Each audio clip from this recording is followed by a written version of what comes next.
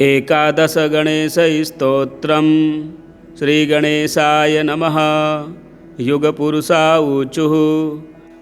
गणेशाय नमस्तुभ्यं भक्तसंरक्षकाय च नानारूपभृते तुभ्यं हेरम्बाय नमो नमः।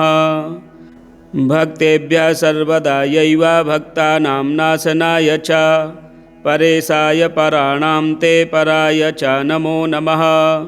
स्वानन्दवासिने तुभ्यं नानामायाप्रचारिणे सदा स्वानन्दभोगस्थपालकाय नमो नमः। अमेयशक्तये तुभ्यं नानामायाप्रहारिणे मायिभ्यो मोहदात्रे वै मायिने ते नमो नमः। लम्बोदराय लोकानामुदरस्थाय ते नमः। एकदन्ताय शूर्पाकारकर्णाय नमो नमः। त्रिनेत्राय गजाकार वक्त्राय परमात्मने चतुर्भुजाय सर्वेषामादिपूज्याय वै नमः। देवाय देवरूपाय देवदेवाय ते नमः। देवदेवेशकायैव विघ्नेशाय नमो नमः। सर्वेषां ज्येष्ठरूपाय मात्रे पित्रे नमो नमः।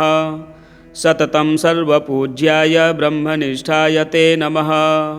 ब्रह्मणे ब्रह्मणां नाथ ब्रह्मभूयप्रदाय च ब्रह्मभ्यो ब्रह्मदात्रे ते शान्तिस्थाय नमो नमः। किं स्तुमस्त्वां गणेशान यत्र वेदाः शिवादयः योगरूपा भवन्ति स्म ततस्ते नमनं शुभम्। एवमुक्त्वा प्रणेमुस्ते युगा गणपतिं द्विज सतानुवाच प्रीतात्मा भक्तवात्सल्ययन्त्रितः। फलश्रुतिः।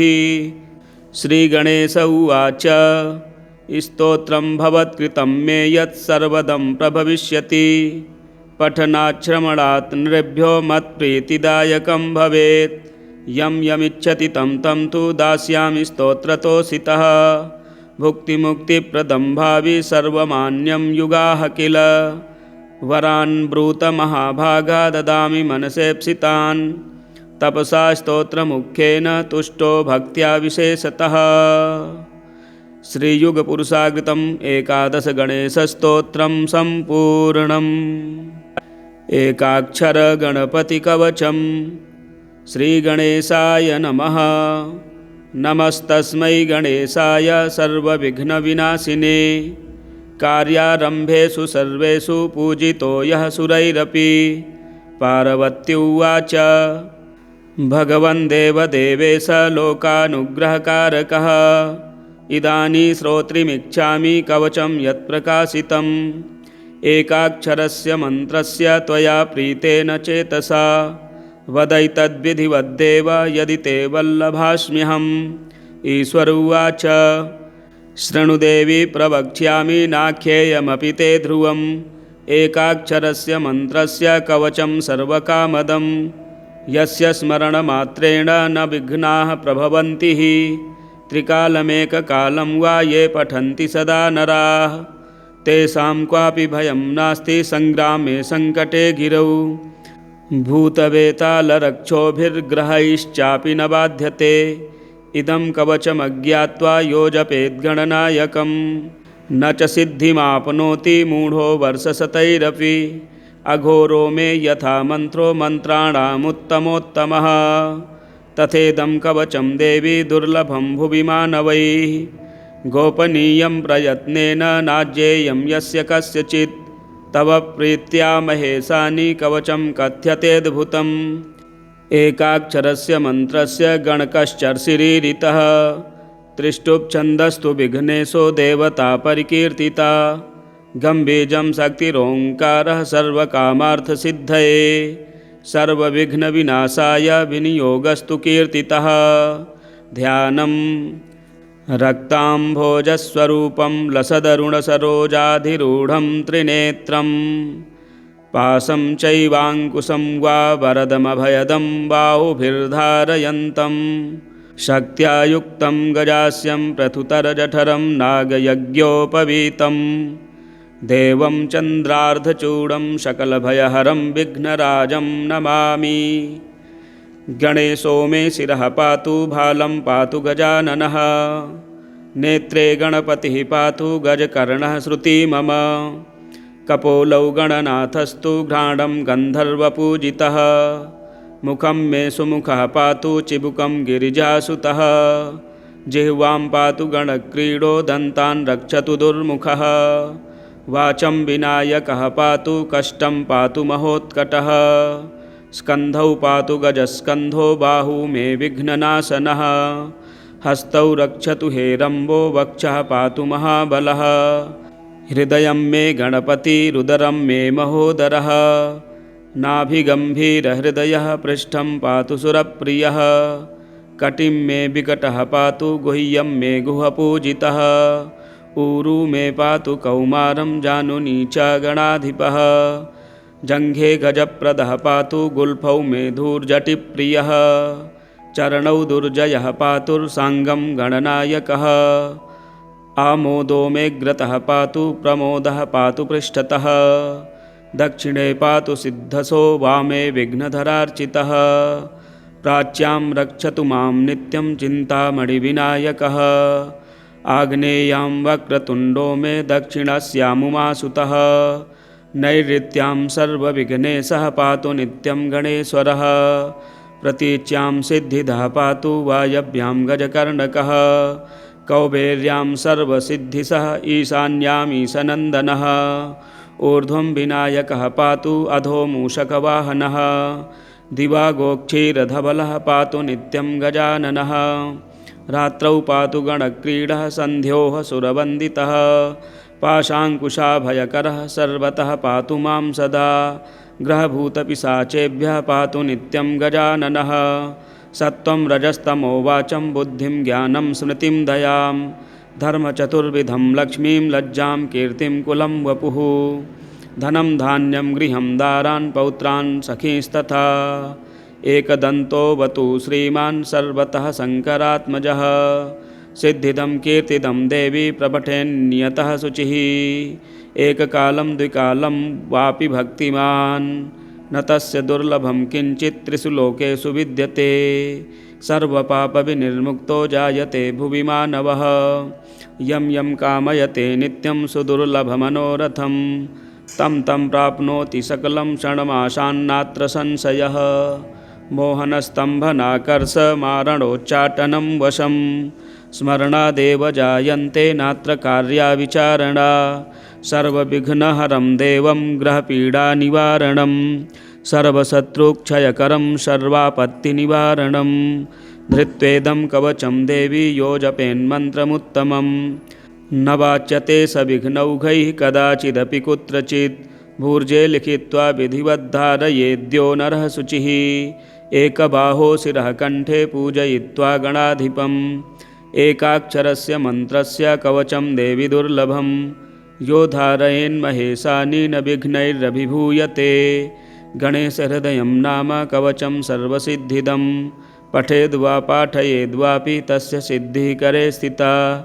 न प्रकाश्यं महेशानि कवचं यत्र कुत्रचित्। दातव्यं भक्तियुक्ताय गुरुदेवपराय च। दातव्यं भक्तियुक्ताय गुरुदेवपराय च। श्रीरुद्रयामले एकाक्षर कवचं संपूर्णम्। इसी प्रकार के वीडियो देखने के लिए चैनल को सब्सक्राइब करें, वीडियो शेयर करें, लाइक करें। श्रीगणपतिमङ्गलमालिका स्तोत्रम्।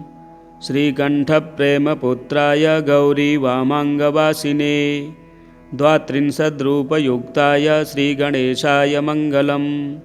आदिपूज्याय देवाय दन्तमोदकधारिणे वल्लभाप्राणकान्ताय श्रीगणेशाय मङ्गलम्।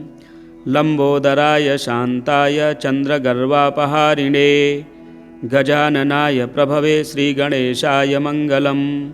पञ्चहस्ताय वन्द्याय पाशाङ्कुशधराय च श्रीमते गजकर्णाय श्रीगणेशाय मङ्गलम्। द्वयमातुराय बालाय हेरम्बाय महात्मने विकटायाकुवाहाय श्रीगणेशाय मङ्गलम्। प्रश्नशृङ्गायाजिताय क्षिप्राभीष्टार्थदायिने सिद्धिबुद्धिप्रमोदाय श्रीगणेशाय मङ्गलम्। विलम्बियज्ञसूत्राय सर्वविघ्ननिवारिणे दुर्वादलसुपूज्याय श्रीगणेशाय मङ्गलम्। महाकायाय भीमाय महासेनाग्रजन्मने त्रिपुरारिवरोधात्रे श्रीगणेशाय मङ्गलम्। सिन्दूररम्यवर्णाय नागबद्धोधराय च आमोदाय प्रमोदाय श्रीगणेशाय मङ्गलम्। विघ्नकर्ते दुर्मुखाय विघ्नहर्त्रे शिवात्मने सुमुखायैकदन्ताय श्रीगणेशाय मङ्गलम्। समस्तगणनाथाय विष्णवे धूमकेतवे त्रयक्षाय भालचन्द्राय श्रीगणेशाय मङ्गलम्। चतुर्थीशाय मान्याय सर्वविद्याप्रदायिने वक्रतुण्डाय कुब्जाय श्रीगणेशाय मङ्गलम्। तुण्डिने कपिलाक्षाय श्रेष्ठाय ऋणहारिणे उद्दण्डोद्दण्डरूपाय श्रीगणेशाय मङ्गलम्। कष्टहर्त्रे द्विदेहाय भक्तेष्टजयदायिने विनायकाय विभवे श्रीगणेशाय मङ्गलम्। सच्चिदानन्दरूपाय निर्गुणाय गुणात्मने वटवे लोकगुरवे श्रीगणेशाय मङ्गलम्। श्रीचामुण्डाशुपुत्राय प्रसन्नवदनाय च श्रीराजराजसेव्याय श्रीगणेशाय मङ्गलम्। श्रीचामुण्डाकृपापात्र श्रीकृष्णेन्द्रविनिर्मितां विभूतिमातृकारम्यां कल्याण्यैश्वर्यदायिनीं श्रीमहागणनाथस्य शुभां मङ्गलमालिकां यः पठेत् सततं वाणीं लक्ष्मीं सिद्धिमवापुनुयात्। यः पठेत् सततं वाणीं लक्ष्मीं सिद्धिमवापुनुयात्। श्रीगणपतिमङ्गलमालिका स्तोत्रं सम्पूर्णम्। एकादशगणेशस्तोत्रम्। श्रीगणेशाय नमः। युगपुरुषा ऊचुः गणेशाय नमस्तुभ्यं भक्तसंरक्षकाय च नानारूपभृते तुभ्यं हेरम्बाय नमो नमः। भक्तेभ्यः सर्वदायैव भक्तानां नाशनाय च परेशाय पराणां ते पराय च नमो नमः। स्वानन्दवासिने तुभ्यं नानामायाप्रचारिणे सदा स्वानन्दभोगस्थ पालकाय नमो नमः। अमेयशक्तये तुभ्यं नानामायाप्रहारिणे मायिभ्यो मोहदात्रे वै मायिने ते नमो नमः। लम्बोदराय लोकानामुदरस्थाय ते नमः। एकदन्ताय शूर्पाकारकर्णाय नमो नमः। त्रिनेत्राय गजाकार वक्त्राय परमात्मने चतुर्भुजाय सर्वेषामादिपूज्याय वै नमः। देवाय देवरूपाय देवदेवाय ते नमः। देवदेवेशकायैव विघ्नेशाय नमो नमः। सर्वेषां ज्येष्ठरूपाय मात्रे पित्रे नमो नमः। सततं सर्वपूज्याय ब्रह्मनिष्ठाय ते नमः। ब्रह्मणे ब्रह्मणां नाथ ब्रह्मभूयप्रदाय च ब्रह्मभ्यो ब्रह्मदात्रे ते शान्तिस्थाय नमो नमः। किं स्तुमस्त्वां गणेशान यत्र वेदाः शिवादयः योगरूपा भवन्ति स्म ततस्ते नमनं शुभम्। एवमुक्त्वा प्रणेमुस्ते युगा गणपतिं द्विज सतानुवाच प्रीतात्मा भक्तवात्सल्ययन्त्रितः। फलश्रुतिः। श्रीगणेश उवाच स्तोत्रं भवत्कृतं मे यत्सर्वदं प्रभविष्यति पठनाच्छ्रवणात् नृभ्यो मत्प्रीतिदायकं भवेत्। यं यमिच्छति तं तं तु दास्यामि स्तोत्रतोषितः। भुक्तिमुक्तिप्रदं भावि सर्वमान्यं युगाः किल। वरान् ब्रूत महाभागा ददामि मनसेप्सितान् तपसा स्तोत्रमुख्येन तुष्टो भक्त्या विशेषतः। श्रीयुगपुरुषाकृतम् एकादशगणेशस्तोत्रं सम्पूर्णम्। एकाक्षरगणपतिकवचं। श्रीगणेशाय नमः। नमस्तस्मै गणेशाय सर्वविघ्नविनाशिने कार्यारम्भेषु सर्वेषु पूजितो यः सुरैरपि। पार्वत्युवाच भगवन् देवदेवेश लोकानुग्रहकारकः इदानी श्रोत्रिमिच्छामि कवचं यत्प्रकाशितम् एकाक्षरस्य मन्त्रस्य त्वया प्रीतेन चेतसा वदैतद्विधिवद्देव यदि ते वल्लभास्म्यहम्। ईश्वर उवाच शृणुदेवी प्रवक्ष्यामि नाख्येयमपि ते ध्रुवम् एकाक्षरस्य मन्त्रस्य कवचं सर्वकामदं यस्य स्मरणमात्रेण न विघ्नाः प्रभवन्ति हि त्रिकालमेककालं वा ये पठन्ति सदा नराः तेषां क्वापि भयं नास्ति संग्रामे संकटे गिरौ भूतवेतालरक्षोभिर्ग्रहैश्चापि न बाध्यते इदं कवचमज्ञात्वा यो जपेद्गणनायकम् न च सिद्धिमाप्नोति मूढो वर्षशतैरपि अघोरो मे यथा मन्त्रो मन्त्राणामुत्तमोत्तमः तथेदं कवचं देवी दुर्लभं भुवि मानवैः गोपनीयं प्रयत्नेन नाज्ञेयं यस्य कस्यचित् तव प्रीत्या महेशानि कवचं कथ्यतेऽद्भुतम् एकाक्षरस्य मन्त्रस्य गणकश्चर्षिरीरितः त्रिष्टुप्छन्दस्तु विघ्नेशो देवता परिकीर्तिता गम्भीजं शक्तिरोङ्कारः सर्वकामार्थसिद्धये सर्वविघ्नविनाशाय विनियोगस्तु कीर्तितः ध्यानं रक्ताम्भोजस्वरूपं लसदरुणसरोजाधिरूढं त्रिनेत्रं पाशं चैवाङ्कुशं वा वरदमभयदं बाहुभिर्धारयन्तं शक्त्या युक्तं गजास्यं प्रथुतरजठरं नागयज्ञोपवीतं देवं चन्द्रार्धचूडं सकलभयहरं विघ्नराजं नमामि। गणेशो मे शिरः पातु भालं पातु गजाननः नेत्रे गणपतिः पातु गजकर्णः श्रुति मम कपोलौ गणनाथस्तु घ्राणं गन्धर्वपूजितः मुखं मे सुमुखः पातु चिबुकं गिरिजासुतः जिह्वां पातु गणक्रीडो दन्तान् रक्षतु दुर्मुखः वाचं विनायकः पातु कष्टं पातु महोत्कटः स्कन्धौ पातु गजस्कन्धो बाहू मे विघ्ननाशनः हस्तौ रक्षतु हेरम्बो वक्षः पातु महाबलः हृदयं मे गणपतिरुदरं मे महोदरः नाभिगम्भीरहृदयः पृष्ठं पातु सुरप्रियः कटिं मे विकटः पातु गुह्यं मे गुहपूजितः ऊरू मे पातु कौमारं जानुनी च गणाधिपः जङ्घे गजप्रदः पातु गुल्फौ मे धूर्जटिप्रियः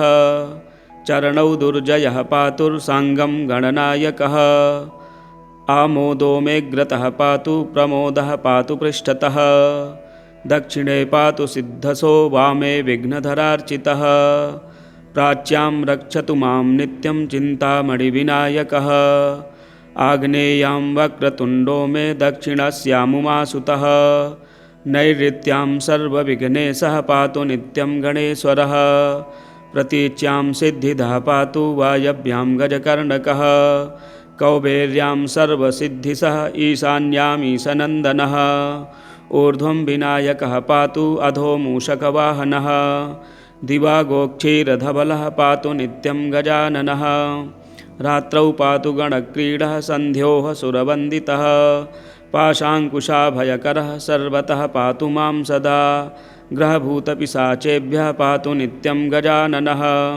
सत्त्वं रजस्तमो वाचं बुद्धिं ज्ञानं स्मृतिं दयां धर्मचतुर्विधं लक्ष्मीं लज्जां कीर्तिं कुलं वपुः धनं धान्यं गृहं दारान् पौत्रान् सखींस्तथा एकदन्तोऽवतु श्रीमान् सर्वतः शङ्करात्मजः सिद्धिदं कीर्तिदं देवी प्रपठेन्नियतः शुचिः एककालं द्विकालं वापि भक्तिमान् न तस्य दुर्लभं किञ्चित् त्रिषु लोकेषु विद्यते सर्वपापविनिर्मुक्तो जायते भुवि मानवः यं यं कामयते नित्यं सुदुर्लभमनोरथं तं तं प्राप्नोति सकलं क्षणमाशान्नात्र संशयः मोहनस्तम्भनाकर्षमारणोच्चाटनं वशं स्मरणादेव जायन्ते नात्र कार्या विचारणा सर्वविघ्नहरं देवं ग्रहपीडानिवारणं सर्वशत्रुक्षयकरं सर्वापत्तिनिवारणं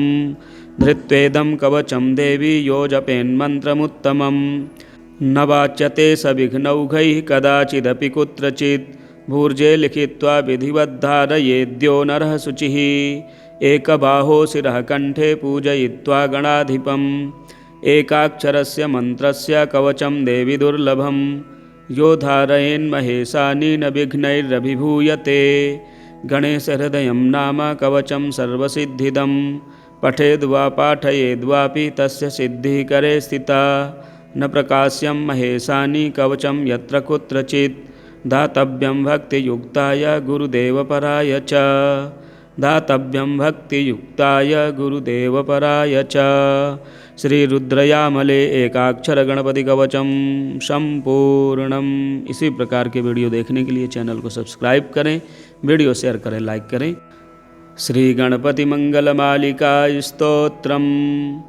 श्रीकण्ठप्रेमपुत्राय गौरी वामाङ्गवासिने द्वात्रिंशद्रूपयुक्ताय श्रीगणेशाय मङ्गलम् आदिपूज्याय देवाय दन्तमोदकधारिणे वल्लभाप्राणकान्ताय श्रीगणेशाय मङ्गलम् लम्बोदराय शान्ताय चन्द्रगर्वापहारिणे गजाननाय प्रभवे श्रीगणेशाय मङ्गलम् पंचहस्ताय वन्द्याय पाशाङ्कुशधराय च श्रीमते गजकर्णाय श्रीगणेशाय मङ्गलम् द्वयमातुराय बालाय हेरम्बाय महात्मने विकटायाकुवाहाय श्रीगणेशाय मङ्गलम् प्रश्नशृङ्गायाजिताय क्षिप्राभीष्टार्थदायिने सिद्धिबुद्धिप्रमोदाय श्रीगणेशाय मङ्गलम् विलम्बियज्ञसूत्राय सर्वविघ्ननिवारिणे दुर्वादलसुपूज्याय श्रीगणेशाय मङ्गलम् महाकायाय भीमाय महासेनाग्रजन्मने त्रिपुरारिवरोधात्रे श्रीगणेशाय मङ्गलम् सिन्दूररम्यवर्णाय नागबद्धोधराय च आमोदाय प्रमोदाय श्रीगणेशाय मङ्गलम् विघ्नकर्ते दुर्मुखाय विघ्नहर्त्रे शिवात्मने सुमुखायैकदन्ताय श्रीगणेशाय मङ्गलम् समस्तगणनाथाय विष्णवे धूमकेतवे त्रयक्षाय भालचन्द्राय श्रीगणेशाय मङ्गलम् चतुर्थीशाय मान्याय सर्वविद्याप्रदायिने वक्रतुण्डाय कुब्जाय श्रीगणेशाय मङ्गलम् तुण्डिने कपिलाक्षाय श्रेष्ठाय ऋणहारिणे उद्दण्डोद्दण्डरूपाय श्रीगणेशाय मङ्गलम् कष्टहर्त्रे द्विदेहाय भक्तेष्टजयदायिने विनायकाय विभवे श्रीगणेशाय मङ्गलम् सच्चिदानन्दरूपाय निर्गुणाय गुणात्मने वटवे लोकगुरवे श्रीगणेशाय मङ्गलम् श्रीचामुण्डाशुपुत्राय प्रसन्नवदनाय च श्रीराजराजसेव्याय श्रीगणेशाय मङ्गलम् श्रीचामुण्डाकृपापात्र श्रीकृष्णेन्द्रविनिर्मितां विभूतिमातृकारम्यां कल्याण्यैश्वर्यदायिनीं श्रीमहागणनाथस्य शुभां मङ्गलमालिकां यः पठेत् सततं वाणीं लक्ष्मीं सिद्धिमवापुनुयात् यः पठेत् सततं वाणीं लक्ष्मीं सिद्धिमवापुनुयात्। श्रीगणपतिमङ्गलमालिका स्तोत्रं सम्पूर्णम्। एकादश गणेशस्तोत्रम्। श्रीगणेशाय नमः। युगपुरुषा ऊचुः गणेशाय नमस्तुभ्यं भक्तसंरक्षकाय च नानारूपभृते तुभ्यं हेरम्बाय नमो नमः। भक्तेभ्यः सर्वदायैव भक्तानां नाशनाय च परेशाय पराणां ते पराय च नमो नमः। स्वानन्दवासिने तुभ्यं नानामायाप्रचारिणे सदा स्वानन्दभोगस्थ पालकाय नमो नमः। अमेयशक्तये तुभ्यं नानामायाप्रहारिणे मायिभ्यो मोहदात्रे वै मायिने ते नमो नमः। लम्बोदराय लोकानामुदरस्थाय ते नमः। एकदन्ताय शूर्पाकारकर्णाय नमो नमः। त्रिनेत्राय गजाकार वक्त्राय परमात्मने चतुर्भुजाय सर्वेशामादिपूज्याय वै नमः। देवाय देवरूपाय देवदेवाय ते नमः। देवदेवेशकायैव विघ्नेशाय नमो नमः। सर्वेषां ज्येष्ठरूपाय मात्रे पित्रे नमो नमः। सततं सर्वपूज्याय ब्रह्मनिष्ठाय ते नमः। ब्रह्मणे ब्रह्मणां नाथ ब्रह्मभूयप्रदाय च ब्रह्मभ्यो ब्रह्मदात्रे ते शान्तिस्थाय नमो नमः। किं स्तुमस्त्वां गणेशान यत्र वेदाः शिवादयः योगरूपा भवन्ति स्म ततस्ते नमनं शुभम्। एवमुक्त्वा प्रणेमुस्ते युगा गणपतिं द्विज। सतानुवाच प्रीतात्मा भक्तवात्सल्ययन्त्रितः। फलश्रुतिः श्रीगणेश उवाच स्तोत्रं भवत्कृतं मे यत्सर्वदं प्रभविष्यति। पठनाच्छ्रवणात् नृभ्यो मत्प्रीतिदायकं भवेत्। यं यमिच्छति तं तं तु दास्यामि स्तोत्रतोषितः। भुक्तिमुक्तिप्रदं भावि सर्वमान्यं युगाः किल। वरान् ब्रूत महाभागा ददामि मनसेप्सितान्। तपसा स्तोत्रमुख्येन तुष्टो भक्त्या विशेषतः। श्रीयुगपुरुषाकृतम् एकादश गणेशस्तोत्रं सम्पूर्णम्। एकाक्षर गणपतिकवचम्। श्रीगणेशाय नमः। नमस्तस्मै गणेशाय सर्वविघ्नविनाशिने। कार्यारम्भेषु सर्वेषु पूजितो यः सुरैरपि। पार्वती उवाच भगवन् देवदेवेश लोकानुग्रहकारकः। इदानीं श्रोत्रिमिच्छामि कवचं यत्प्रकाशितम्। एकाक्षरस्य मन्त्रस्य त्वया प्रीतेन चेतसा। वदैतद्विधिवद्देव यदि ते वल्लभास्म्यहम्। ईश्वर उवाच शृणुदेवी प्रवक्ष्यामि नाख्येयमपि ते ध्रुवम्। एकाक्षरस्य मन्त्रस्य कवचं सर्वकामदं। यस्य स्मरणमात्रेण न विघ्नाः प्रभवन्ति। त्रिकालमेककालं वा ये पठन्ति सदा नराः। तेषां क्वापि भयं नास्ति संग्रामे संकटे गिरौ। भूतवेतालरक्षोभिर्ग्रहैश्चापि न बाध्यते। इदं कवचमज्ञात्वा यो जपेद्गणनायकं। न च सिद्धिमाप्नोति मूढो वर्षशतैरपि। अघोरो मे यथा मन्त्रो मन्त्राणामुत्तमोत्तमः। तथेदं कवचं देवी दुर्लभं भुवि मानवैः। गोपनीयं प्रयत्नेन नाज्ञेयं यस्य कस्यचित्। तव प्रीत्या महेशानि कवचं कथ्यतेऽद्भुतम्। एकाक्षरस्य मन्त्रस्य गणकश्चर्षिरीरितः। त्रिष्टुप्छन्दस्तु विघ्नेशो देवता परिकीर्तिता। गम्भीजं शक्तिरोङ्कारः सर्वकामार्थसिद्धये। सर्वविघ्नविनाशाय विनियोगस्तु कीर्तितः। ध्यानम् रक्ताम्भोजस्वरूपं लसदरुणसरोजाधिरूढं त्रिनेत्रं। पाशं चैवाङ्कुशं वा वरदमभयदं बाहुभिर्धारयन्तं। शक्त्या युक्तं गजास्यं प्रथुतरजठरं नागयज्ञोपवीतं। देवं चन्द्रार्धचूडं सकलभयहरं विघ्नराजं नमामि। गणेशो मे शिरः पातु भालं पातु गजाननः। नेत्रे गणपतिः पातु गजकर्णः श्रुति मम। कपोलौ गणनाथस्तु घ्राणं गन्धर्वपूजितः। मुखं मे सुमुखः पातु चिबुकं गिरिजासुतः। जिह्वां पातु गणक्रीडो दन्तान् रक्षतु दुर्मुखः। वाचं विनायकः पातु कष्टं पातु महोत्कटः। स्कन्धौ पातु गजस्कन्धो बाहू मे विघ्ननाशनः। हस्तौ रक्षतु हेरम्बो वक्षः पातु महाबलः।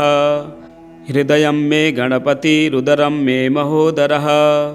नाभिगम्भीरहृदयः पृष्ठं पातु सुरप्रियः।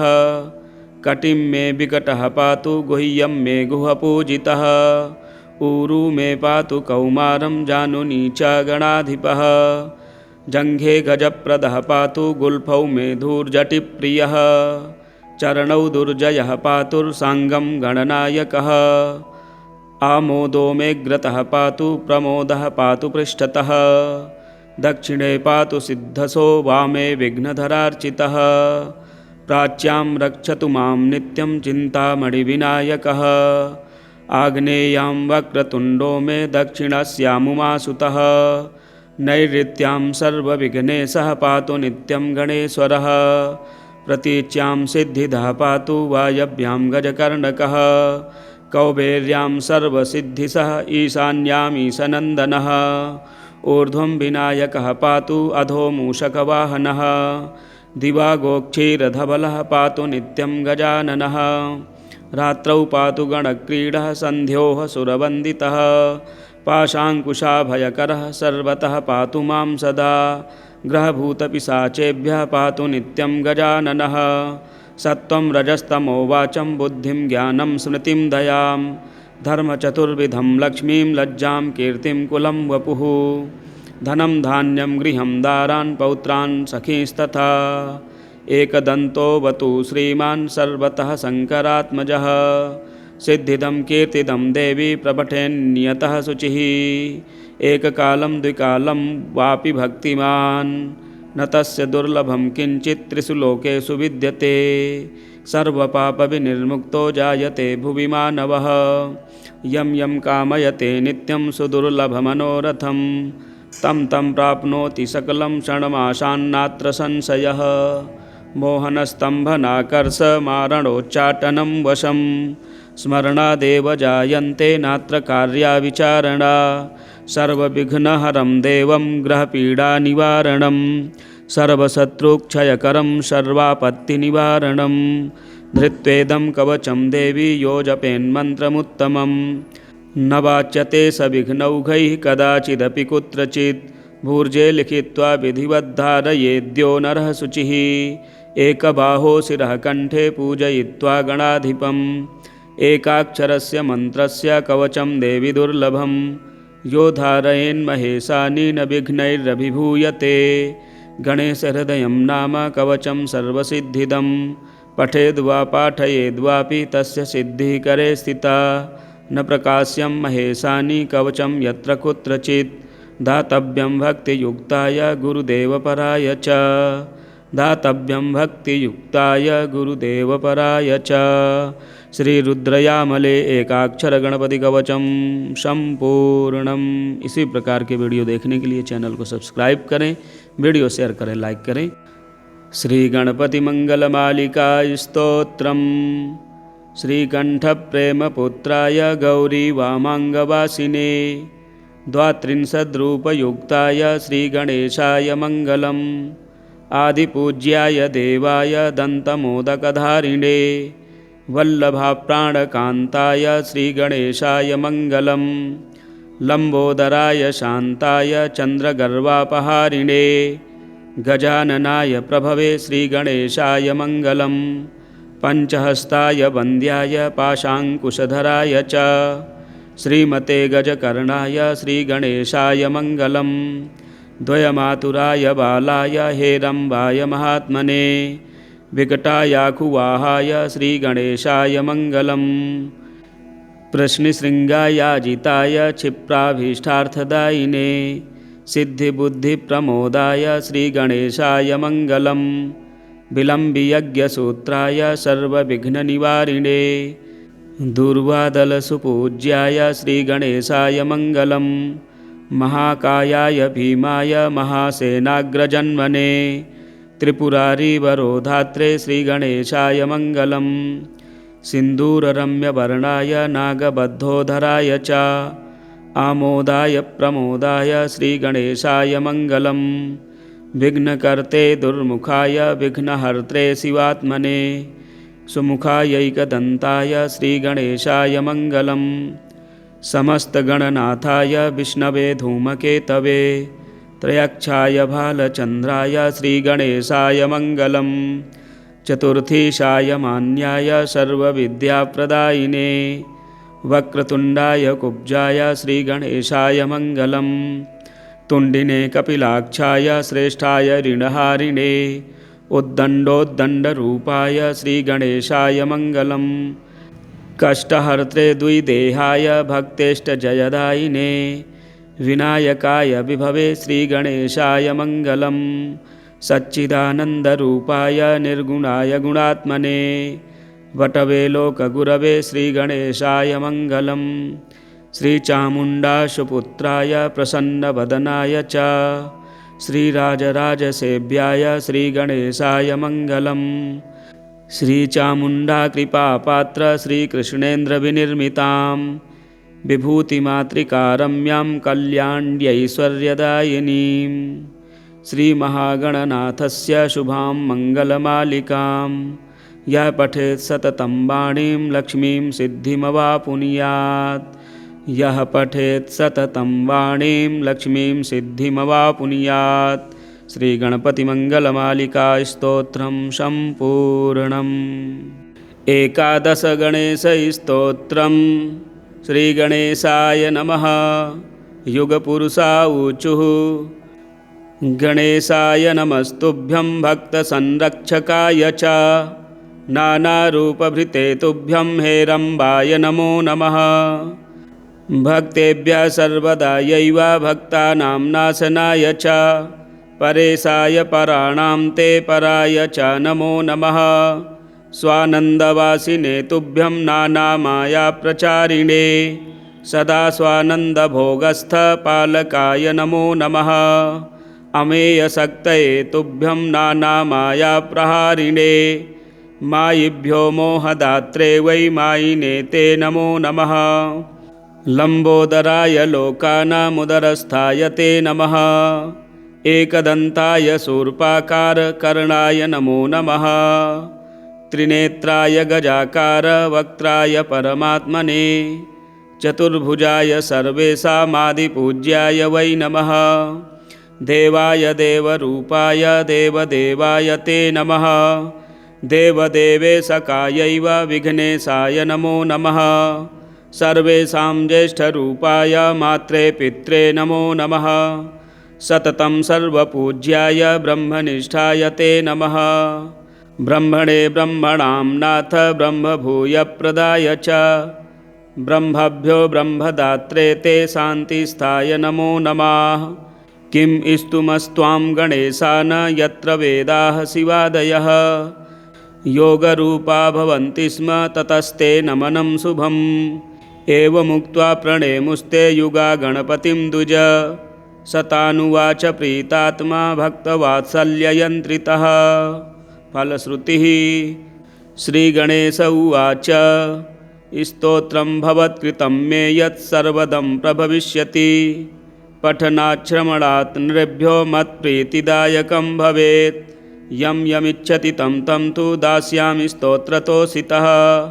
भुक्तिमुक्तिप्रदं भावि सर्वमान्यं युगाः किल वरान् ब्रूत महाभागा ददामि मनसेप्सितान्। तपसा स्तोत्रमुख्येन तुष्टो भक्त्या विशेषतः। श्रीयुगपुरुषाकृतम् एकादशगणेशस्तोत्रं सम्पूर्णम्। एकाक्षरगणपतिकवचं श्रीगणेशाय नमः। नमस्तस्मै गणेशाय सर्वविघ्नविनाशिने कार्यारम्भेषु सर्वेषु पूजितो यः सुरैरपि। पार्वत्युवाच भगवन् देवदेवेश लोकानुग्रहकारकः इदानीं श्रोत्रिमिच्छामि कवचं यत्प्रकाशितम्। एकाक्षरस्य मन्त्रस्य त्वया प्रीतेन चेतसा वदैतद्विधिवद्देव यदि ते वल्लभास्म्यहम्। ईश्वर उवाच शृणुदेवी प्रवक्ष्यामि नाख्येयमपि ते ध्रुवम्। एकाक्षरस्य मन्त्रस्य कवचं सर्वकामदं यस्य स्मरणमात्रेण न विघ्नाः प्रभवन्ति। त्रिकालमेककालं वा ये पठन्ति सदा नराः तेषां क्वापि भयं नास्ति संग्रामे संकटे गिरौ। भूतवेतालरक्षोभिर्ग्रहैश्चापि न बाध्यते इदं कवचमज्ञात्वा यो जपेद्गणनायकं न च सिद्धिमाप्नोति मूढो वर्षशतैरपि। अघोरो मे यथा मन्त्रो मन्त्राणामुत्तमोत्तमः तथेदं कवचं देवी दुर्लभं भुवि मानवैः गोपनीयं प्रयत्नेन नाज्ञेयं यस्य कस्यचित् तव प्रीत्या महेशानि कवचं कथ्यतेऽद्भुतम् एकाक्षरस्य मन्त्रस्य गणकश्चर्षिरीरितः त्रिष्टुप्छन्दस्तु विघ्नेशो देवता परिकीर्तिता गम्भीजं शक्तिरोङ्कारः सर्वकामार्थसिद्धये सर्वविघ्नविनाशाय विनियोगस्तु कीर्तितः ध्यानं रक्ताम्भोजस्वरूपं लसदरुणसरोजाधिरूढं त्रिनेत्रं पाशं चैवाङ्कुशं वा वरदमभयदं बाहुभिर्धारयन्तं शक्त्या युक्तं गजास्यं प्रथुतरजठरं नागयज्ञोपवीतं देवं चन्द्रार्धचूडं सकलभयहरं विघ्नराजं नमामि गणेशो मे शिरः पातु भालं पातु गजाननः नेत्रे गणपतिः पातु गजकर्णः श्रुति मम कपोलौ गणनाथस्तु घ्राणं गन्धर्वपूजितः मुखं मे सुमुखः पातु चिबुकं गिरिजासुतः जिह्वां पातु गणक्रीडो दन्तान् रक्षतु दुर्मुखः वाचं विनायकः पातु कष्टं पातु महोत्कटः स्कन्धौ पातु गजस्कन्धो बाहू मे विघ्ननाशनः हस्तौ रक्षतु हेरम्बो वक्षः पातु महाबलः हृदयं मे गणपतिरुदरं मे महोदरः नाभिगम्भीरहृदयः पृष्ठं पातु सुरप्रियः कटिं मे विकटः पातु गुह्यं मे गुहपूजितः ऊरू मे पातु कौमारं जानुनी च गणाधिपः जङ्घे गजप्रदः पातु गुल्फौ मे धूर्जटिप्रियः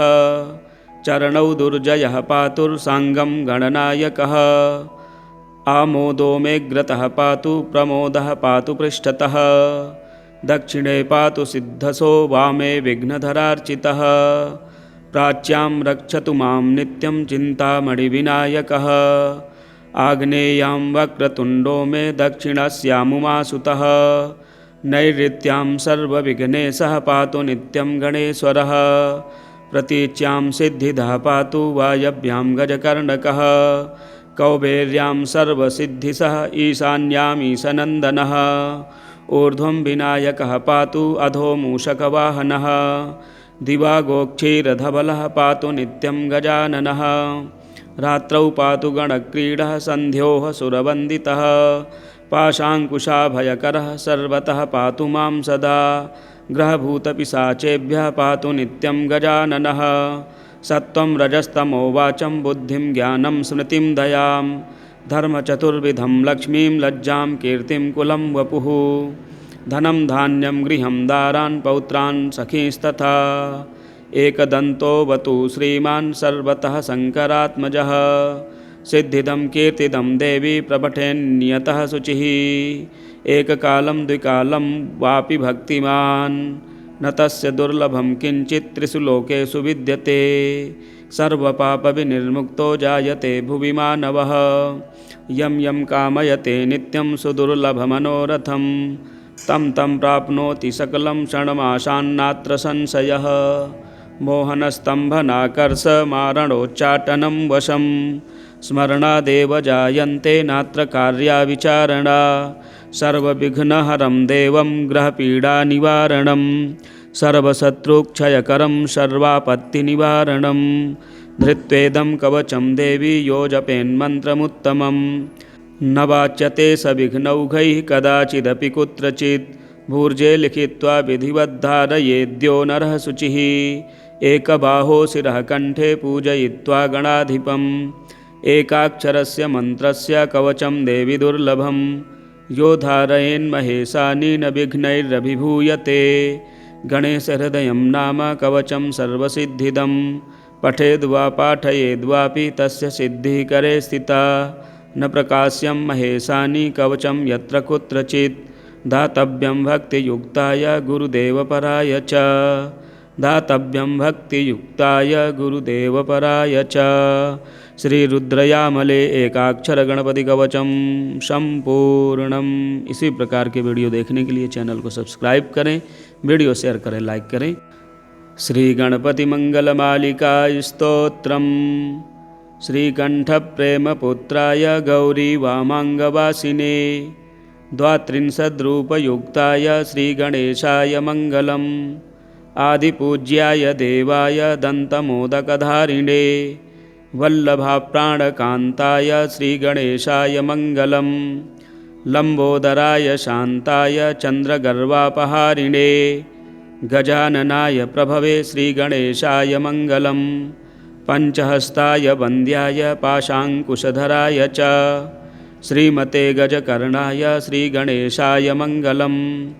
द्वयमातुराय बालाय हेरम्बाय महात्मने विकटायाकुवाहाय श्रीगणेशाय मङ्गलम्। प्रश्निशृङ्गायाजिताय क्षिप्राभीष्टार्थदायिने सिद्धिबुद्धिप्रमोदाय श्रीगणेशाय मङ्गलम्। विलम्बियज्ञसूत्राय सर्वविघ्ननिवारिणे दुर्वादलसुपूज्याय श्रीगणेशाय मङ्गलम्। महाकायाय भीमाय महासेनाग्रजन्मने त्रिपुरारिवरोधात्रे श्रीगणेशाय मङ्गलम्। सिन्दूररम्यवर्णाय नागबद्धोधराय च आमोदाय प्रमोदाय श्रीगणेशाय मङ्गलम्। विघ्नकर्ते दुर्मुखाय विघ्नहर्त्रे शिवात्मने सुमुखायैकदन्ताय श्रीगणेशाय मङ्गलम्। समस्तगणनाथाय विष्णवे धूमकेतवे त्रयक्षाय भालचन्द्राय श्रीगणेशाय मङ्गलम्। चतुर्थीशाय मान्याय सर्वविद्याप्रदायिने वक्रतुण्डाय कुब्जाय श्रीगणेशाय मङ्गलम्। तुण्डिने कपिलाक्षाय श्रेष्ठाय ऋणहारिणे उद्दण्डोद्दण्डरूपाय श्रीगणेशाय मङ्गलम्। कष्टहर्त्रे द्विदेहाय भक्तेष्टजयदायिने विनायकाय विभवे श्रीगणेशाय मङ्गलम्। सच्चिदानन्दरूपाय निर्गुणाय गुणात्मने वटवे लोकगुरवे श्रीगणेशाय मङ्गलम्।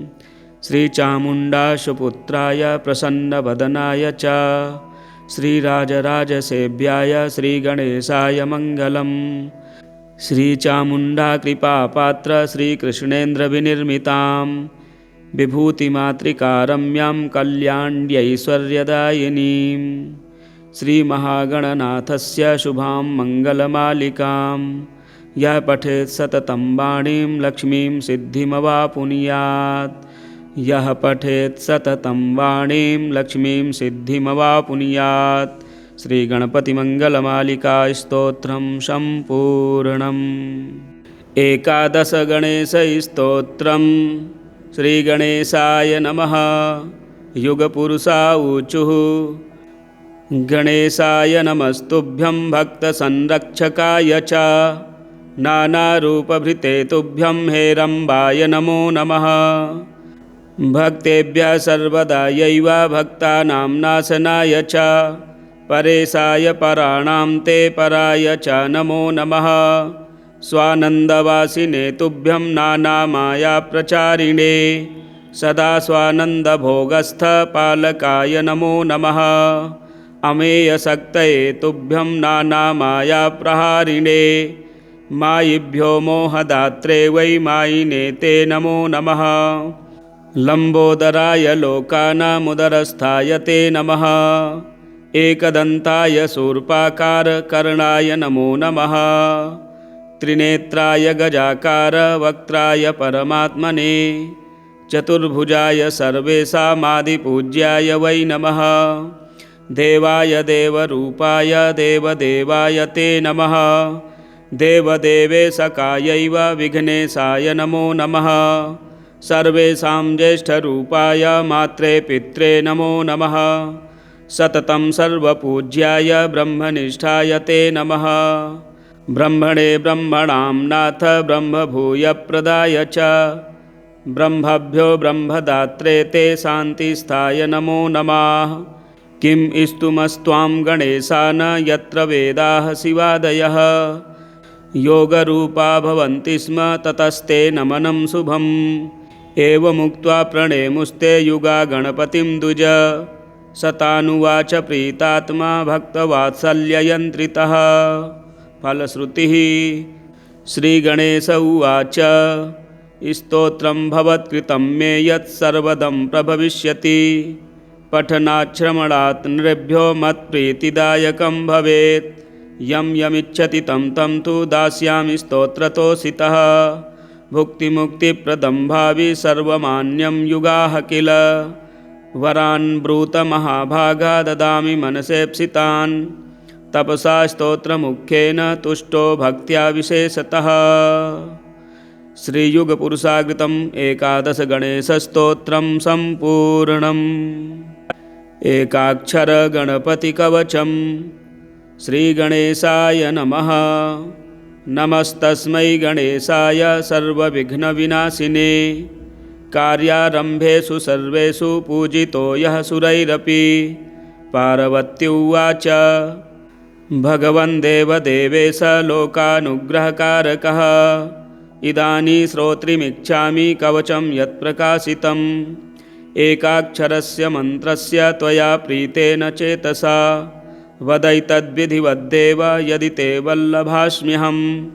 ईश्वर उवाच शृणुदेवी प्रवक्ष्यामि नाख्येयमपि ते ध्रुवम् एकाक्षरस्य मन्त्रस्य कवचं सर्वकामदं यस्य स्मरणमात्रेण न विघ्नाः प्रभवन्ति त्रिकालमेककालं वा ये पठन्ति सदा नराः तेषां क्वापि भयं नास्ति संग्रामे संकटे गिरौ भूतवेतालरक्षोभिर्ग्रहैश्चापि न बाध्यते इदं कवचमज्ञात्वा यो जपेद्गणनायकं न च सिद्धिमाप्नोति मूढो वर्षशतैरपि अघोरो मे यथा मन्त्रो मन्त्राणामुत्तमोत्तमः तथेदं कवचं देवी दुर्लभं भुवि मानवैः गोपनीयं प्रयत्नेन नाज्ञेयं यस्य कस्यचित् तव प्रीत्या महेशानि कवचं कथ्यतेऽद्भुतम्। एकाक्षरस्य मन्त्रस्य गणकश्चर्षिरीरितः त्रिष्टुप्छन्दस्तु विघ्नेशो देवता परिकीर्तिता गम्भीजं शक्तिरोङ्कारः सर्वकामार्थसिद्धये सर्वविघ्नविनाशाय विनियोगस्तु कीर्तितः। ध्यानं रक्ताम्भोजस्वरूपं लसदरुणसरोजाधिरूढं त्रिनेत्रं पाशं चैवाङ्कुशं वा वरदमभयदं बाहुभिर्धारयन्तं शक्त्या युक्तं गजास्यं प्रथुतरजठरं नागयज्ञोपवीतं देवं चन्द्रार्धचूडं सकलभयहरं विघ्नराजं नमामि। गणेशो मे शिरः पातु भालं पातु गजाननः नेत्रे गणपतिः पातु गजकर्णः श्रुति मम कपोलौ गणनाथस्तु घ्राणं गन्धर्वपूजितः मुखं मे सुमुखः पातु चिबुकं गिरिजासुतः जिह्वां पातु गणक्रीडो दन्तान् रक्षतु दुर्मुखः वाचं विनायकः पातु कष्टं पातु महोत्कटः स्कन्धौ पातु गजस्कन्धो बाहू मे विघ्ननाशनः हस्तौ रक्षतु हेरम्बो वक्षः पातु महाबलः हृदयं मे गणपतिरुदरं मे महोदरः नाभिगम्भीरहृदयः पृष्ठं पातु सुरप्रियः कटिं मे विकटः पातु गुह्यं मे गुहपूजितः ऊरू मे पातु कौमारं जानुनी च गणाधिपः जङ्घे गजप्रदः पातु गुल्फौ मे धूर्जटिप्रियः चरणौ दुर्जयः पातुर्साङ्गं गणनायकः आमोदो मेऽग्रतः पातु प्रमोदः पातु पृष्ठतः दक्षिणे पातु सिद्धसो वामे विघ्नधरार्चितः प्राच्यां रक्षतु मां नित्यं चिन्तामणिविनायकः आग्नेयां वक्रतुण्डो मे दक्षिणस्यामुमासुतः नैऋत्यां सर्वविघ्नेशः पातु नित्यं गणेश्वरः प्रतीच्यां सिद्धिदः पातु वायव्यां गजकर्णकः कौबेर्यां सर्वसिद्धिसः ईशान्याम् ईशनन्दनः ऊर्ध्वं विनायकः पातु अधो मूषकवाहनः दिवागोक्षीरधबलः पातु नित्यं गजाननः रात्रौ पातु गणक्रीडः सन्ध्योः सुरवन्दितः पाशाङ्कुशाभयकरः सर्वतः पातु मां सदा ग्रहभूतपिशाचेभ्यः पातु नित्यं गजाननः सत्वं रजस्तमो वाचं बुद्धिं ज्ञानं स्मृतिं दयां धर्मचतुर्विधं लक्ष्मीं लज्जां कीर्तिं कुलं वपुः धनं धान्यं गृहं दारान् पौत्रान् सखींस्तथा एकदन्तो वतु श्रीमान् सर्वतः शङ्करात्मजः सिद्धिदं कीर्तिदं देवी प्रपठेन्नियतः शुचिः एककालं द्विकालं वापि भक्तिमान् न तस्य दुर्लभं किञ्चित् त्रिषु लोकेषु विद्यते सर्वपापविनिर्मुक्तो जायते भुवि मानवः यं यं कामयते नित्यं सुदुर्लभमनोरथं तं तं प्राप्नोति सकलं क्षणमाशान्नात्र संशयः मोहनस्तम्भनाकर्षमारणोच्चाटनं वशं स्मरणादेव जायन्ते नात्र कार्या विचारणा सर्वविघ्नहरं देवं ग्रहपीडानिवारणं सर्वशत्रुक्षयकरं सर्वापत्तिनिवारणं धृत्वेदं कवचं देवी यो जपेन्मन्त्रमुत्तमं न वाच्यते सविघ्नौघैः कदाचिदपि कुत्रचित् भूर्जे लिखित्वा विधिवद्धारयेद्यो नरः शुचिः एकबाहो शिरः कण्ठे पूजयित्वा गणाधिपम् एकाक्षरस्य मन्त्रस्य कवचं देवी दुर्लभं यो धारयेन्महेशानि न विघ्नैरभिभूयते गणेशहृदयं नाम कवचं सर्वसिद्धिदं पठेद्वा पाठयेद्वापि तस्य सिद्धिः करे स्थिता न प्रकाश्यं महेशानि कवचं यत्र कुत्रचित् दातव्यं भक्तियुक्ताय गुरुदेवपराय च दातव्यं भक्तियुक्ताय गुरुदेवपराय च।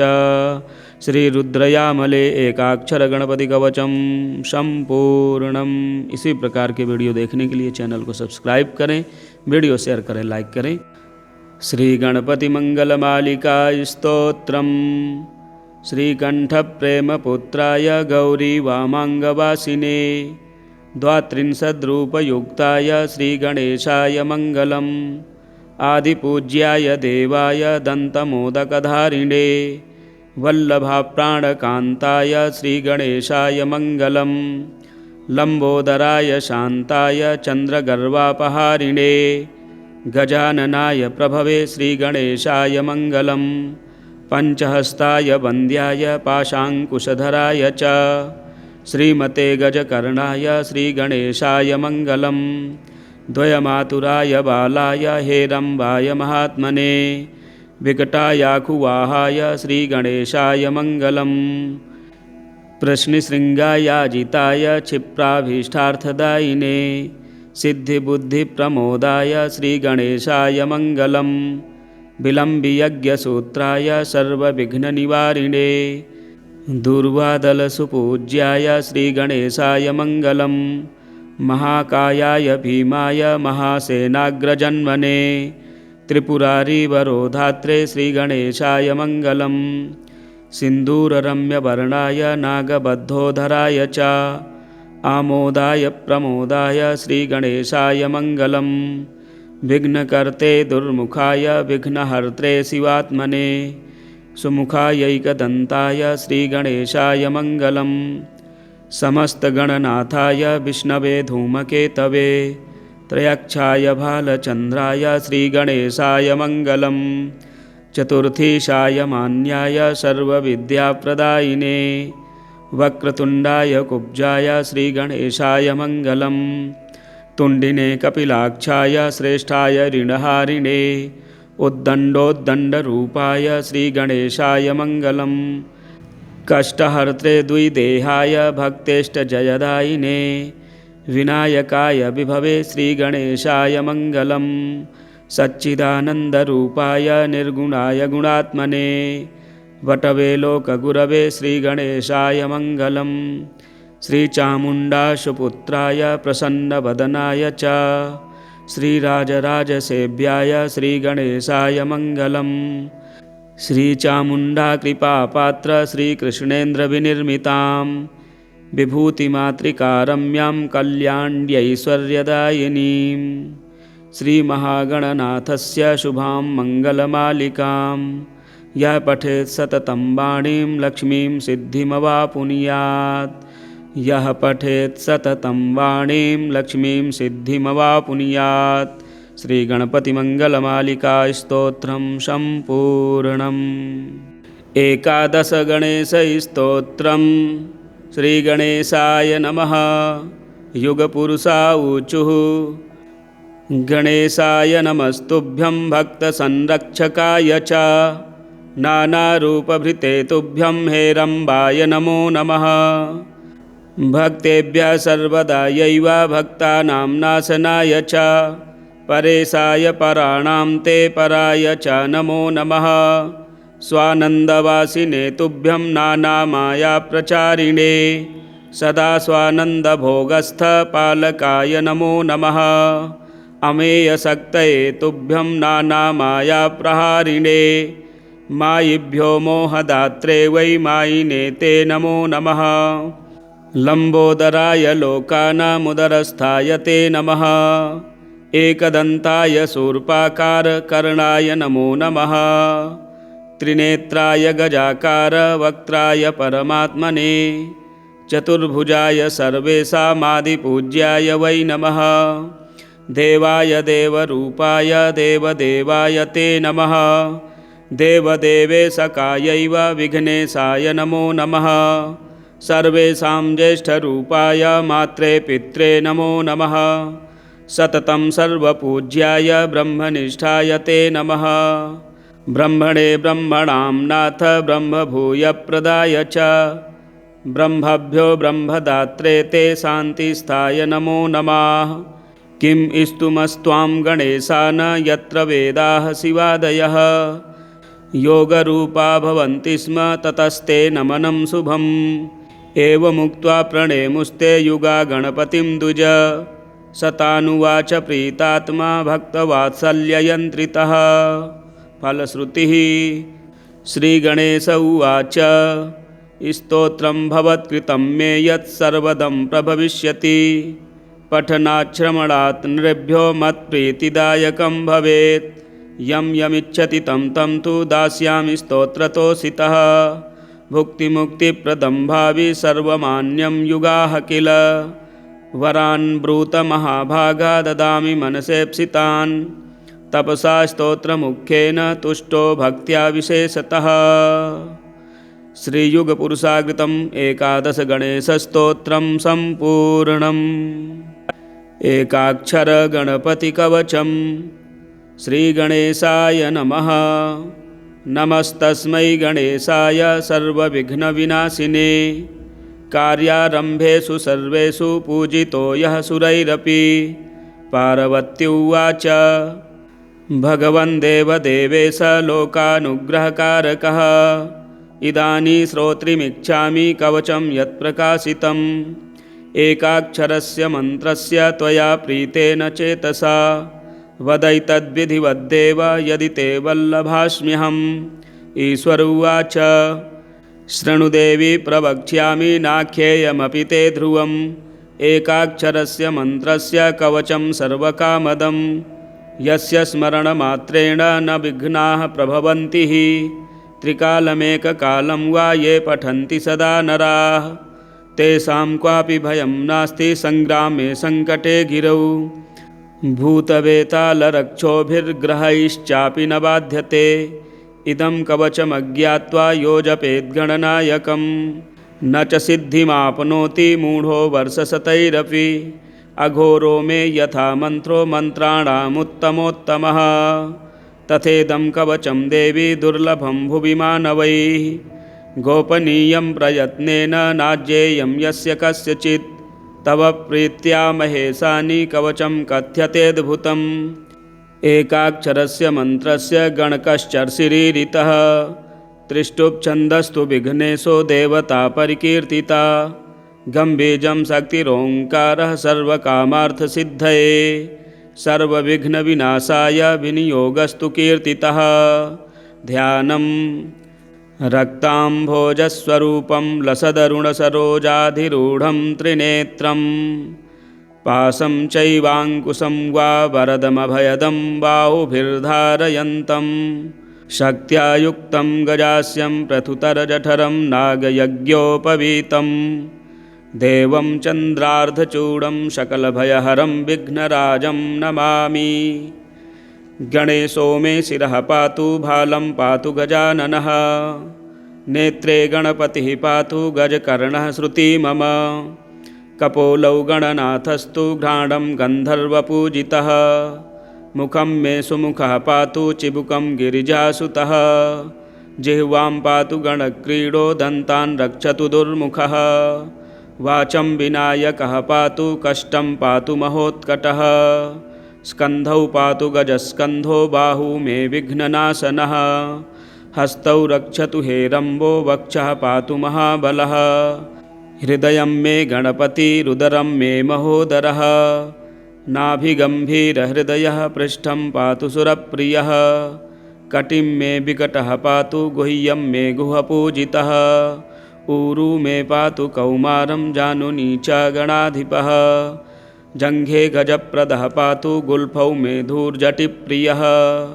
चरणौ दुर्जयः पातुर्साङ्गं गणनायकः आमोदो मेऽग्रतः पातु प्रमोदः पातु पृष्ठतः दक्षिणे पातु सिद्धसो वामे विघ्नधरार्चितः प्राच्यां रक्षतु मां नित्यं चिन्तामणिविनायकः आग्नेयां वक्रतुण्डो मे दक्षिणस्यामुमासुतः नैऋत्यां सर्वविघ्नेशः पातु नित्यं गणेश्वरः प्रतीच्यां सिद्धिदः पातु वायव्यां गजकर्णकः कौबेर्यां सर्वसिद्धिसः ईशान्याम् ईशनन्दनः ऊर्ध्वं विनायकः पातु अधो मूषकवाहनः दिवागोक्षीरधबलः पातु नित्यं गजाननः रात्रौ पातु गणक्रीडः सन्ध्योः सुरवन्दितः पाशाङ्कुशाभयकरः सर्वतः पातु मां सदा ग्रहभूतपिशाचेभ्यः पातु नित्यं गजाननः सत्त्वं रजस्तमो वाचं बुद्धिं ज्ञानं स्मृतिं दयां धर्मचतुर्विधं लक्ष्मीं लज्जां कीर्तिं कुलं वपुः धनं धान्यं गृहं दारान् पौत्रान् सखींस्तथा एकदन्तोऽवतु श्रीमान् सर्वतः शङ्करात्मजः सिद्धिदं कीर्तिदं देवी प्रपठेन्नियतः शुचिः एककालं द्विकालं वापि भक्तिमान् न तस्य दुर्लभं किञ्चित् त्रिषु लोकेषु विद्यते सर्वपापविनिर्मुक्तो जायते भुवि मानवः यं यं कामयते नित्यं सुदुर्लभमनोरथं तं तं प्राप्नोति सकलं क्षणमाशान्नात्र संशयः मोहनस्तम्भनाकर्षमारणोच्चाटनं वशं स्मरणादेव जायन्ते नात्र कार्याविचारणा सर्वविघ्नहरं देवं ग्रहपीडानिवारणं सर्वशत्रुक्षयकरं सर्वापत्तिनिवारणं धृत्वेदं कवचं देवी यो जपेन्मन्त्रमुत्तमं न वाच्यते सविघ्नौघैः कदाचिदपि कुत्रचित् भूर्जे लिखित्वा विधिवद्धारयेद्यो नरः शुचिः एकबाहो शिरः कण्ठे पूजयित्वा गणाधिपम् एकाक्षरस्य मन्त्रस्य कवचं देवि दुर्लभं यो धारयेन्महेशानि न विघ्नैरभिभूयते गणेशहृदयं नाम कवचं सर्वसिद्धिदं पठेद्वा पाठयेद्वापि तस्य सिद्धिः करे स्थिता न प्रकाश्यं महेशानि कवचं यत्र कुत्रचित् दातव्यं भक्तियुक्ताय गुरुदेवपराय च दातव्यं भक्तियुक्ताय गुरुदेवपराय च श्रीरुद्रयामले एकाक्षर गणपति कवचम संपूर्णम। इसी प्रकार के वीडियो देखने के लिए चैनल को सब्सक्राइब करें, वीडियो शेयर करें, लाइक करें। श्री गणपति मंगलमालिका स्तोत्रम। श्रीकण्ठप्रेमपुत्राय गौरी वामाङ्गवासिने द्वात्रिंशद्रूपयुक्ताय श्रीगणेशाय मङ्गलम्। आदिपूज्याय देवाय दन्तमोदकधारिणे वल्लभाप्राणकान्ताय श्रीगणेशाय मङ्गलम्। लम्बोदराय शान्ताय चन्द्रगर्वापहारिणे गजाननाय प्रभवे श्रीगणेशाय मङ्गलम्। पञ्चहस्ताय वन्द्याय पाशाङ्कुशधराय च श्रीमते गजकर्णाय श्रीगणेशाय मङ्गलम्। द्वयमातुराय बालाय हेरम्बाय महात्मने विकटायाखुवाहाय श्रीगणेशाय मङ्गलम्। प्रश्नशृङ्गायाजिताय क्षिप्राभीष्टार्थदायिने सिद्धिबुद्धिप्रमोदाय श्रीगणेशाय मङ्गलम्। विलम्बियज्ञसूत्राय सर्वविघ्ननिवारिणे दुर्वादलसुपूज्याय श्रीगणेशाय मङ्गलम्। महाकायाय भीमाय महासेनाग्रजन्मने त्रिपुरारिवरोधात्रे श्रीगणेशाय मङ्गलम्। सिन्दूररम्यवर्णाय नागबद्धोधराय च आमोदाय प्रमोदाय श्रीगणेशाय मङ्गलम्। विघ्नकर्ते दुर्मुखाय विघ्नहर्त्रे शिवात्मने सुमुखायैकदन्ताय श्रीगणेशाय मङ्गलम्। समस्तगणनाथाय विष्णवे धूमकेतवे त्रयक्षाय भालचन्द्राय श्रीगणेशाय मङ्गलम्। चतुर्थीशाय मान्याय सर्वविद्याप्रदायिने वक्रतुण्डाय कुब्जाय श्रीगणेशाय मङ्गलम्। तुण्डिने कपिलाक्षाय श्रेष्ठाय ऋणहारिणे उद्दण्डोद्दण्डरूपाय श्रीगणेशाय मङ्गलम्। कष्टहर्त्रे द्विदेहाय भक्तेष्टजयदायिने विनायकाय विभवे श्रीगणेशाय मङ्गलम्। सच्चिदानन्दरूपाय निर्गुणाय गुणात्मने वटवे लोकगुरवे श्रीगणेशाय मङ्गलम्। श्रीचामुण्डाशुपुत्राय प्रसन्नवदनाय च श्रीराजराजसेव्याय श्रीगणेशाय मङ्गलम्। श्रीचामुण्डाकृपापात्र श्रीकृष्णेन्द्रविनिर्मितां विभूतिमातृकारम्यां कल्याण्यैश्वर्यदायिनीं श्रीमहागणनाथस्य शुभां मङ्गलमालिकां यः पठेत् सततं वाणीं लक्ष्मीं सिद्धिमवापुनुयात्। यः पठेत् सततं वाणीं लक्ष्मीं सिद्धिमवापुनुयात्। श्रीगणपतिमङ्गलमालिका स्तोत्रं सम्पूर्णम्। एकादशगणेशस्तोत्रं श्रीगणेशाय नमः। युगपुरुषा ऊचुः गणेशाय नमस्तुभ्यं भक्तसंरक्षकाय च नानारूपभृते तुभ्यं हेरम्बाय नमो नमः। भक्तेभ्यः सर्वदायैव भक्तानां नाशनाय च परेशाय पराणां ते पराय च नमो नमः। स्वानन्दवासिने तुभ्यं नानामायाप्रचारिणे सदा स्वानन्दभोगस्थ पालकाय नमो नमः। अमेयशक्तये तुभ्यं नानामायाप्रहारिणे मायिभ्यो मोहदात्रे वै मायिने ते नमो नमः। लम्बोदराय लोकानामुदरस्थाय ते नमः। एकदन्ताय शूर्पाकारकर्णाय नमो नमः। त्रिनेत्राय गजाकार वक्त्राय परमात्मने चतुर्भुजाय सर्वेषामादिपूज्याय वै नमः। देवाय देवरूपाय देवदेवाय ते नमः। देवदेवेशकायैव विघ्नेशाय नमो नमः। सर्वेषां ज्येष्ठरूपाय मात्रे पित्रे नमो नमः। सततं सर्वपूज्याय ब्रह्मनिष्ठाय ते नमः। ब्रह्मणे ब्रह्मणां नाथ ब्रह्मभूयप्रदाय च ब्रह्मभ्यो ब्रह्मदात्रे ते शान्तिस्थाय नमो नमः। किं स्तुमस्त्वां गणेशान यत्र वेदाः शिवादयः योगरूपा भवन्ति स्म ततस्ते नमनं शुभम्। एवमुक्त्वा प्रणेमुस्ते युगा गणपतिं द्विज सतानुवाच प्रीतात्मा भक्तवात्सल्ययन्त्रितः। फलश्रुतिः श्रीगणेश उवाच स्तोत्रं भवत्कृतं मे यत्सर्वदं प्रभविष्यति पठनाच्छ्रवणात् नृभ्यो मत्प्रीतिदायकं भवेत्। यं यमिच्छति तं तं तु दास्यामि स्तोत्रतोषितः। भुक्तिमुक्तिप्रदं भावि सर्वमान्यं युगाः किल वरान् ब्रूत महाभागा ददामि मनसेप्सितान्। तपसा स्तोत्रमुख्येन तुष्टो भक्त्या विशेषतः। श्रीयुगपुरुषाकृतम् एकादशगणेशस्तोत्रं सम्पूर्णम्। एकाक्षरगणपतिकवचं श्रीगणेशाय नमः।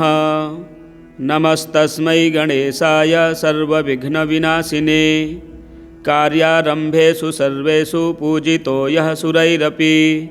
पार्वती उवाच भगवन् देवदेवेश लोकानुग्रहकारकः इदानीं श्रोत्रिमिच्छामि कवचं यत्प्रकाशितम् एकाक्षरस्य मन्त्रस्य त्वया प्रीतेन चेतसा वदैतद्विधिवद्देव यदि ते वल्लभास्म्यहम्।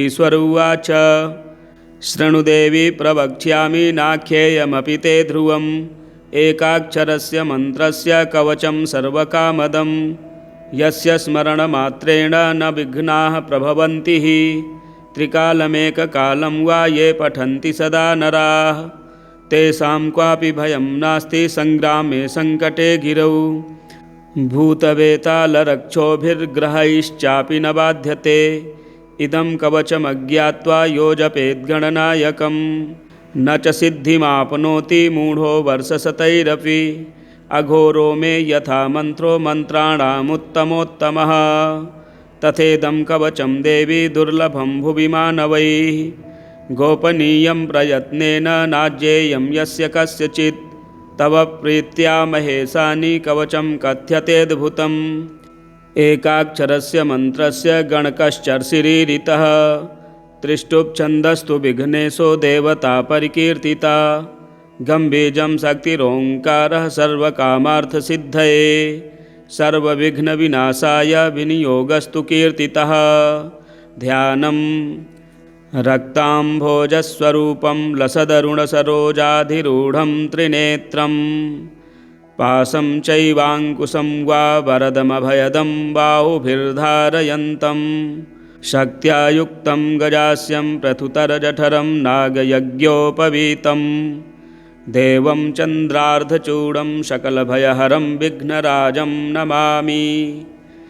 गणेशो मे शिरः पातु भालं पातु गजाननः नेत्रे गणपतिः पातु गजकर्णः श्रुति मम कपोलौ गणनाथस्तु घ्राणं गन्धर्वपूजितः मुखं मे सुमुखः पातु चिबुकं गिरिजासुतः जिह्वां पातु गणक्रीडो दन्तान् रक्षतु दुर्मुखः वाचं विनायकः पातु कष्टं पातु महोत्कटः स्कन्धौ पातु गजस्कन्धो बाहू मे विघ्ननाशनः हस्तौ रक्षतु हेरम्बो वक्षः पातु महाबलः हृदयं मे गणपतिरुदरं मे महोदरः नाभिगम्भीरहृदयः पृष्ठं पातु सुरप्रियः कटिं मे विकटः पातु गुह्यं मे गुहपूजितः ऊरू मे पातु कौमारं जानुनी च गणाधिपः जङ्घे गजप्रदः पातु गुल्फौ मे धूर्जटिप्रियः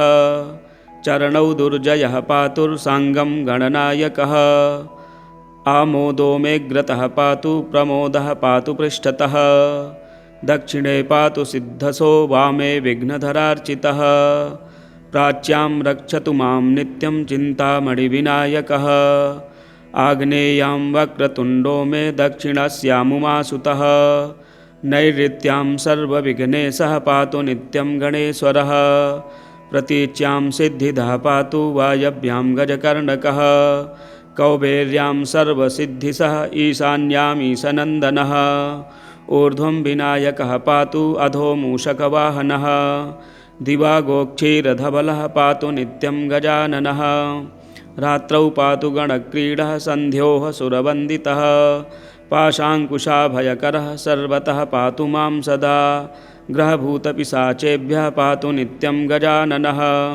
सत्त्वं रजस्तमो वाचं बुद्धिं ज्ञानं स्मृतिं दयां धर्मचतुर्विधं लक्ष्मीं लज्जां कीर्तिं कुलं वपुः धनं धान्यं गृहं दारान् पौत्रान् सखींस्तथा एकदन्तोऽवतु श्रीमान् सर्वतः शङ्करात्मजः सिद्धिदं कीर्तिदं देवी प्रपठेन्नियतः शुचिः एककालं द्विकालं वापि भक्तिमान् न तस्य दुर्लभं किञ्चित् त्रिषु लोकेषु विद्यते सर्वपापविनिर्मुक्तो जायते भुवि मानवः यं यं कामयते नित्यं सुदुर्लभमनोरथं तं तं प्राप्नोति सकलं क्षणमाशान्नात्र संशयः मोहनस्तम्भनाकर्षमारणोच्चाटनं वशं स्मरणादेव जायन्ते नात्र कार्याविचारणा सर्वविघ्नहरं देवं ग्रहपीडानिवारणं सर्वशत्रुक्षयकरं सर्वापत्तिनिवारणं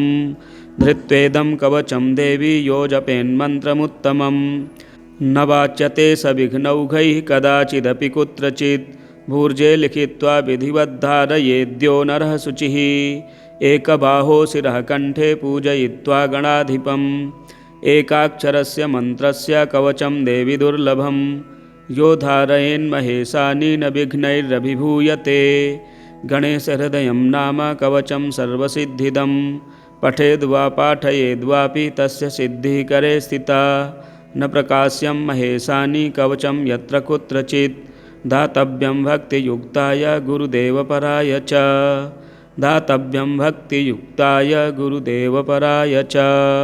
श्रीरुद्रयामले एकाक्षर गणपति कवचम संपूर्णम। इसी प्रकार के वीडियो देखने के लिए चैनल को सब्सक्राइब करें, वीडियो शेयर करें, लाइक करें। श्री गणपति मंगल मालिका स्तोत्रम।